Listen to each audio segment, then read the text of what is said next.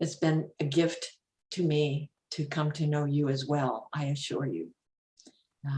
And thank you so much for your prayers for me. I was dealing with breast cancer, and I'm doing well. I've got a long way to go, I'm told, for this all to heal after surgery, but I'm doing well. I'm doing well. And I am really, really moving to retirement.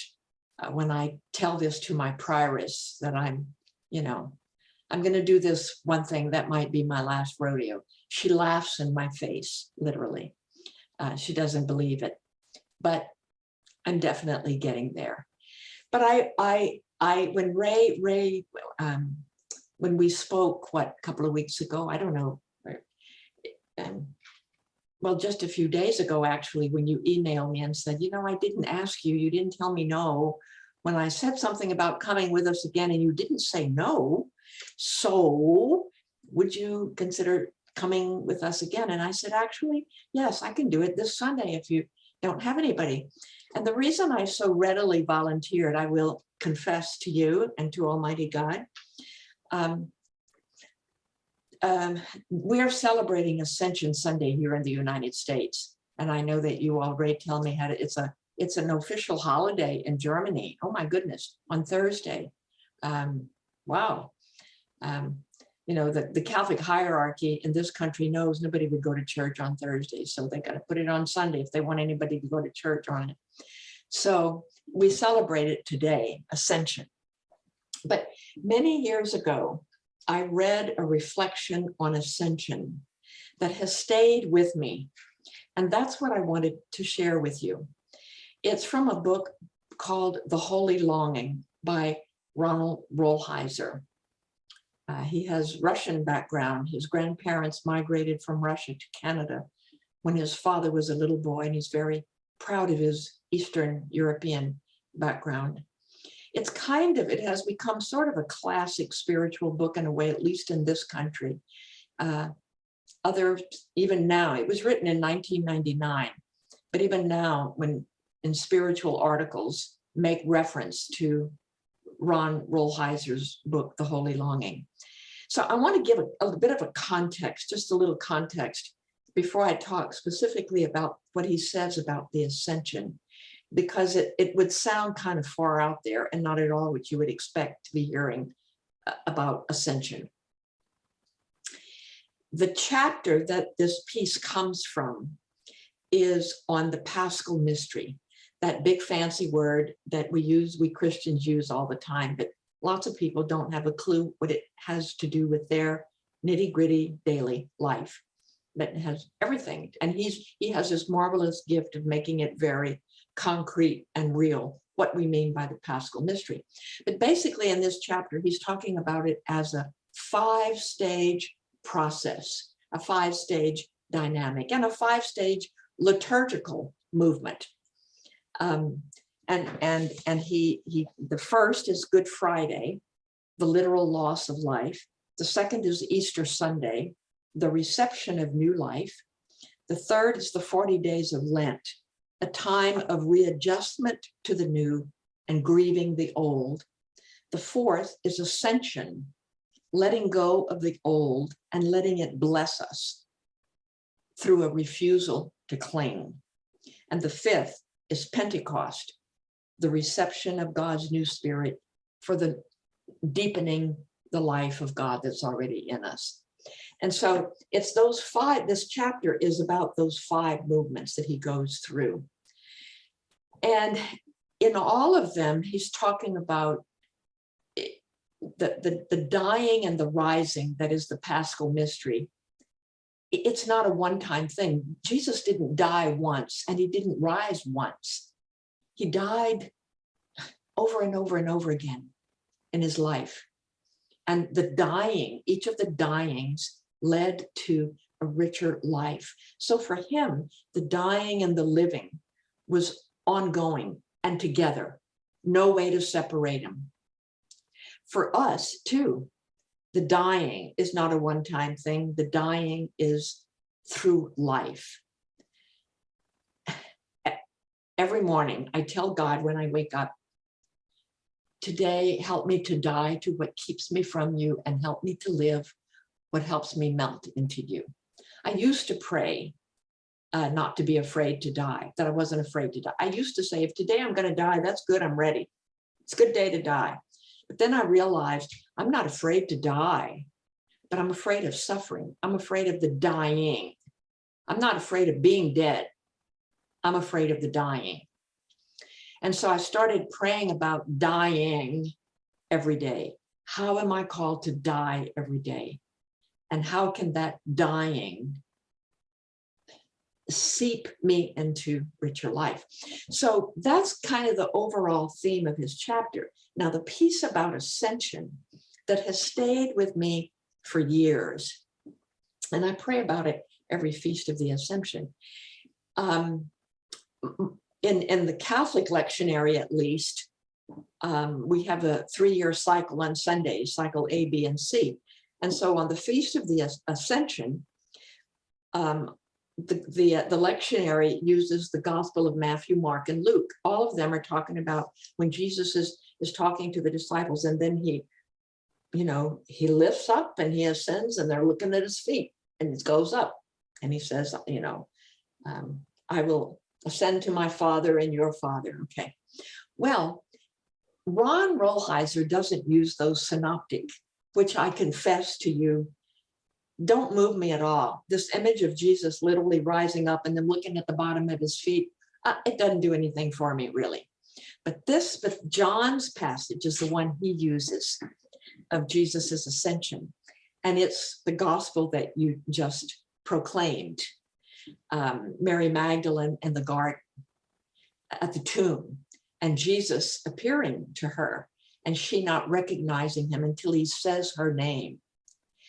And then she moves toward him, and he says, don't cling to me, for I must ascend to my Father and your Father. And I always found that mystifying and a bit confusing and kind of harsh. Why would Jesus say, don't cling to me? I mean, he never pushed anybody away. Why would he push her away? Well, Ron's reflection on that is that Mary Magdalene was clinging to the Jesus she knew. That's who she was reaching for and grasping and wanting to hold on to, was the Jesus she knew. But that was not the same Jesus before her. Before her now is Jesus the Christ, resurrected.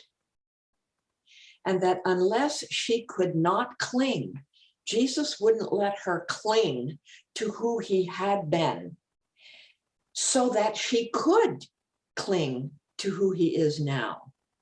And so that he could ascend and bless her. You know, and probably many of us, I have experienced this marvelous mystery of presence in absence.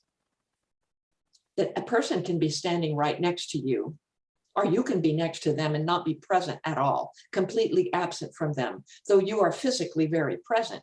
You're not there. But you can be separated by many, many miles, by another country, and be intimately near, profoundly, powerfully near. So there can be nearness in absence, and often that's the most powerful way to be with somebody. So it's Jesus, this paradox of the whole Christian life, that in absence is nearness. Don't cling to what you expect and know. Don't cling to that, because I am for you and with you in a much richer, more multivalent way. But you have to let that go to embrace this. And so it's an invitation. Much of this ascension reflection is releasing what we cling to that keeps us from recognizing the way God is present, wants to be present to us now. And so every year when I pray with this, it's what am I clinging to? What am I clinging to that's blinding me, that's keeping me from embracing where love is waiting for me, because I'm clinging to something else or somebody else or a belief I had. All of us struggle in many arenas of our lives not to cling. It's difficult. It's easy for us to cling to who we used to be, or we cling to who we think we ought to be, or we cling to what we think our community should be, whatever community that is, our family community, our friend community, our faith community, our professional community. We cling to what we think it should be, but it isn't. Palmer Parker, am I saying, I always go Parker Palmer, Parker Palmer, which one? What's right? Do you know? Parker Palmer, Palmer, I get his name mixed up, which name comes first. He got this wonderful article about, were you going to answer me, Ray? Were you going to tell me? Okay, I thought you were going to tell me. Parker Palmer, sorry. Thank you, Parker Palmer. Thank you very much, Parker Palmer. I always get the two names mixed up. He's got this marvelous image of living in the tragic gap, that we live in this in-between space where what was isn't anymore, and it can't be, and it shouldn't be, but where what we are clinging to is what's coming next, but it's not there yet. And we don't know if it really can come. Can it really happen? So we live in this in-between place. And in that in-between place where we are firmly rooted in midair, that's the place where we have to learn to release and not cling. That's tough to do. We can cling to what our church used to be, what our church should be, what our family should be, how our family should relate to us. So many things. In my own life, I can tell you one example right now that I am praying a lot about is I'm clinging, the ways I am clinging to my own self-image. I'm an old lady now. I am 78 years old.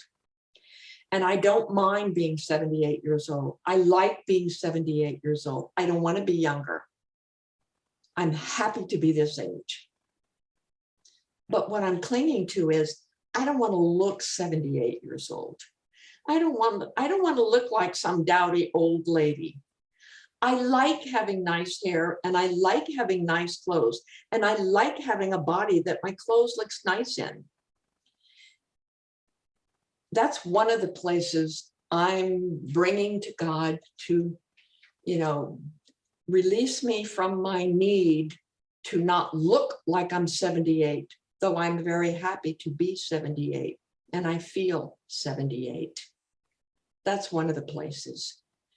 In my past, one of the really significant ones was when I got called in, the first time I got called in by an archbishop for the ministry that I do. It was, in terms of hours, it was one of the most horrible hour of my life. I was preached at, demeaned, dehumanized, treated like some stupid little girl who doesn't know nothing about nothing. And I need these men to tell me what life is about, though I'm older than they are and have more damn experience than they do. And I got to sit there and take this. Yes, Father. Yes, Bishop. For the sake of the community that I want to serve. It was horrible. It was horrible.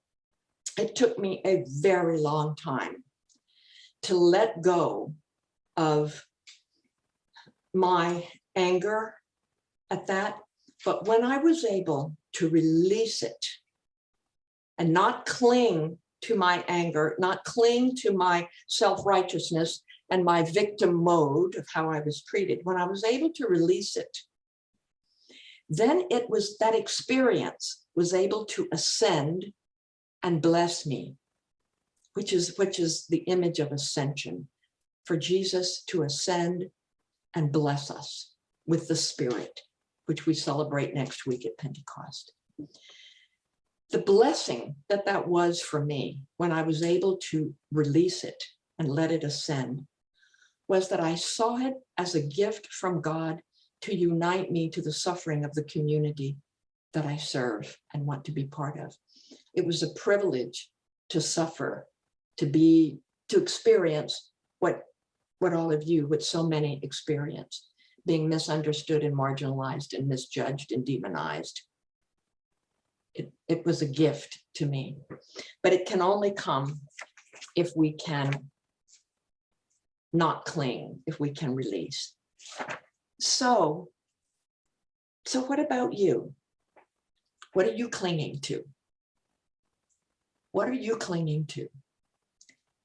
Now, there are some things we need to cling to. We need to hold on. There are some beliefs, there are some principles we need to cling to and not let go of. And so it's not easy to know the difference. Basically, the difference is, what am I holding on to that's life-giving? And what am I holding on to that's sapping the life out of me?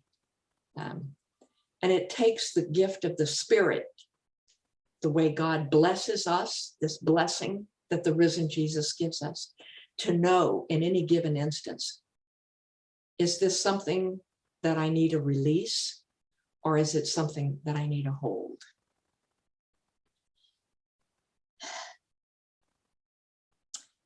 So the way I'd like to end today is to pray again that prayer from Ephesians that we prayed earlier.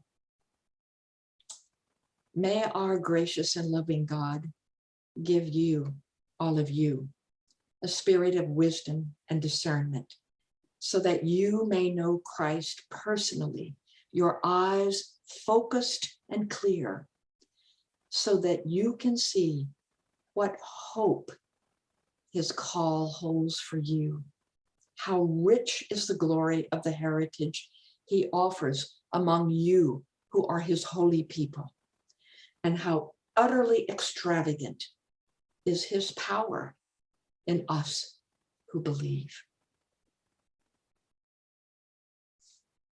Amen.